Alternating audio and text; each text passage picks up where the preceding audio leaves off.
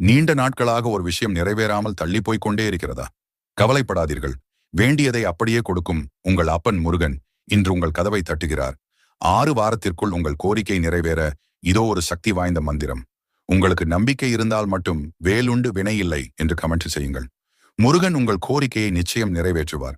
அதிகாலை 4 மணி முதல் 5:30 மணி வரை தேவர்கள் உலாவும் நேரம். இந்த நேரத்தில் நீங்கள் வைக்கும் கோரிக்கை நேரடியாக முருகனின் செவிகளில் விழும். தூக்கத்தை ஒரு 41 நாட்கள் தியாகம் செய்ய தயார் என்றால் உங்கள் தலையெழுத்தே மாறும். அதிகாலை நீராடி பூஜை அறையில் 6 அகல் விளக்கு ஏற்றுங்கள். ஒவ்வொரு தீபத்தின் கீழும் ₹1 நாணயம் வைத்து ஏற்ற வேண்டும். இந்த நாணயத்தை 6 வாரம் பின் என்ன செய்ய வேண்டும் என்று தெரிந்து கொள்ள கமெண்டில் கேளுங்கள். முருகனின் படத்திற்கு முன் அமர்ந்து ஒரு செம்பில் சுத்தமான நீர் வைத்துக் கொள்ளுங்கள்.